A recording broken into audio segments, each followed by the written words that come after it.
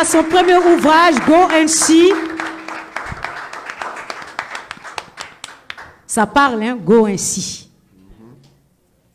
Je ne sais pas, quand vous avez vu le titre, est-ce que ça ne captive pas? Go and See. Si vous rentrez dans une librairie et que vous voyez Go and See, je ne sais pas, pour les curieux que nous sommes, qu'est-ce qu'on sait qui sont curieux dans cette salle? Donc, je pense que le livre va bien partir ce soir. Merci à tous.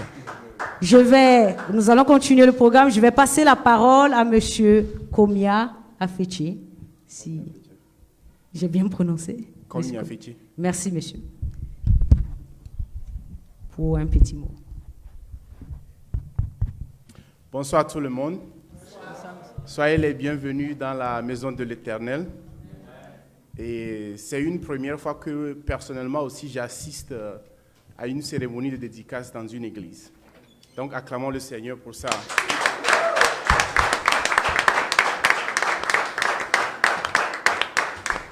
Donc pour me présenter à vous, moi mon nom c'est Komia Afechi.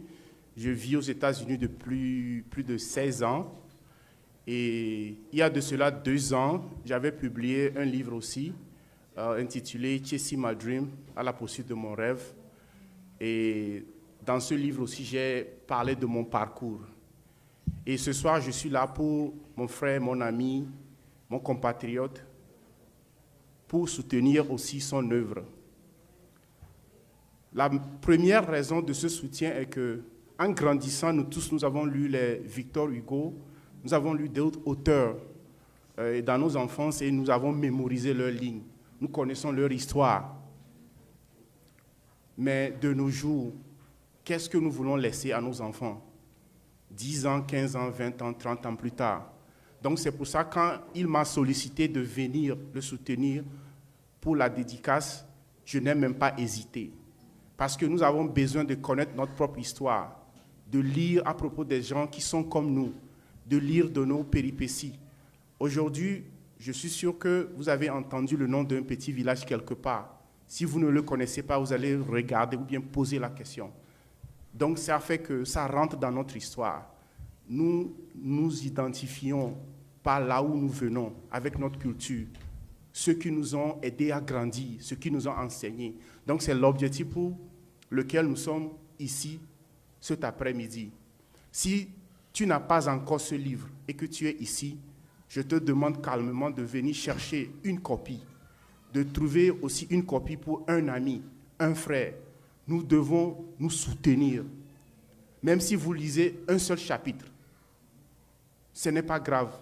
Passez ça à quelqu'un, partagez ça avec vos amis, prenez des photos avec le livre, partagez ça partout, parce que c'est nous tous qui nous retrouvons dans ce livre. Combien de personnes ici sont nées aux États-Unis, à part les enfants? Combien de personnes? Voilà. Donc, l'histoire dans ce livre, c'est ton histoire. C'est mon histoire. Nous avions tous quitté quelque part. Nous avons grandi dans des endroits inimaginables. Il n'y avait pas l'eau potable. Aujourd'hui, nous rentrons. Il y a l'électricité, il y a l'eau. Mais nous savons que nous venons de très loin. Donc, l'histoire là aussi, c'est notre propre histoire. Partagez ceci. Nous n'avons pas seulement besoin de lire des œuvres qui viennent d'ailleurs. Nous pouvons également faire de notre compatriote, notre frère, un auteur connu, d'abord entre notre communauté et au-delà de ça. Donc, dans son livre, il a fait un peu la péripétie de son parcours, de quelque part de Ngotien, village, jusqu'à Lomé, ce qu'il voulait devenir, comment les gens l'ont conseillé. Il a parlé de son oncle, du rôle que l'oncle a joué dans sa vie. Il a parlé de recevoir cette nouvelle d'être sélectionné pour la loterie Visa, venir aux États-Unis, commencer sa vie aux États-Unis, des petits jobs que nous tous nous faisons en venant ici. Qui ici n'a pas commencé par le restaurant? Si ce n'est pas McDonald's, c'est Wendy's. Si ce n'est pas Papa, c'est, je ne sais pas, Subway. Donc nous avons tous cette même histoire. Donc c'est pour la raison là que nous sommes là cet après-midi. Mon frère, ma soeur, soutient notre compatriote, soutient notre frère. Achète une copie, achète une deuxième copie, troisième copie, partage ça autour de toi. Ça va nous relever tous en tant que communauté. Et enfin, pour conclure, j'ai entendu surtout la première dame qui est intervenue parler de l'entrepreneuriat. C'est ce qui va sauver l'Afrique en général. Ce n'est pas les diplômes. Nous avons tous vu ce que les diplômes nous ont donné. C'est l'entrepreneuriat. Nous devons entreprendre. Même si nous travaillons dans des compagnies très élevées, nous devons toujours continuer par entreprendre, créer de l'emploi, créer du revenu pour aider les gens autour de nous, pour nous aider. Combien de gens peuvent vivre sur un salaire fixe et épargner pour la retraite? Donc nous devons continuer par entreprendre. Notre frère, il a pris l'initiative d'entreprendre et il a fait. Il a mis son histoire dans ce livre. Aidons-le, poussons-le, partageons ceci pour que ça devienne quelque chose. Et enfin, je prie à ce que l'œuvre qu'il a écrite ne soit pas seulement le premier et le dernier, qu'il continue par écrire beaucoup plus ça. Et nous voulons avoir d'autres auteurs togolais, togolaises, africains, africaines, burkinabés, partout, pour aller plus de l'avant. Sur ça, je vous remercie. Merci beaucoup, M. Komia. Je vais maintenant passer la parole à l'auteur lui-même. Je pense qu'il a beaucoup à dire, mais je lui donne 5 minutes. Parce qu'on doit le bombarder de questions après. Avant de prendre le micro, je vais encore redonner la parole à mon frère de se présenter encore. Il est dans l'armée, il fait beaucoup. Il faut vous présenter encore.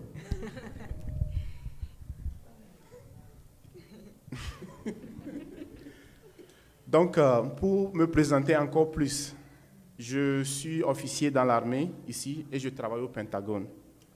Et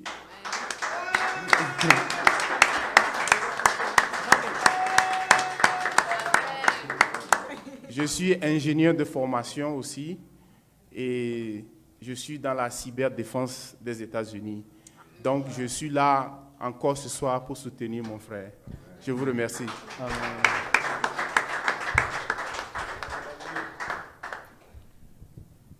Bonsoir le public.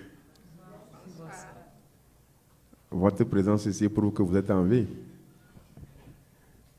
Souvent, je me réjouis de Psaume 150, verset 6, qui dit que tous ceux qui respirent louent l'Éternel. Il n'a pas dit que celui qui ne souffre pas. Il n'a pas dit celui qui est riche ou bien celui qui n'est pas pauvre. Il a dit tant que tu respires, loue l'Éternel. Alors, je bénis le nom de Dieu pour la vie de tout chacun de nous ici ce soir. Je le remercie infiniment. Et je voulais juste commencer par... Pourquoi je lui ai demandé encore de se présenter? Parce qu'il y a de cela plus de 2 semaines, le pasteur était en train de bâtonner sur nous ici, là. Retournez à l'école, retournez à l'école. Il dit qu'il travaille à Pentagone. Qui peut aller à Pentagone sans avoir prendre anglais 101, 102? Non. Ce n'est pas 160 qu'on avait pris, non. Donc, c'est encore un autre appel. Nous devons retourner à l'école. Et la continue pas dire, même si tu es dans une unité où tu gagnes plus, il faut toujours entreprendre. Que le Seigneur vous bénisse. Ouais. Je me nomme Komlan Agbenossi Segbaya. Là, le papa au village peut savoir que c'est son enfant qui parle. Je n'ai pas prononcé de la même manière. J'ai complètement foiré la prononciation du nom.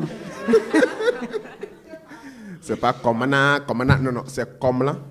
D'accord. Segbaya Agbenossi.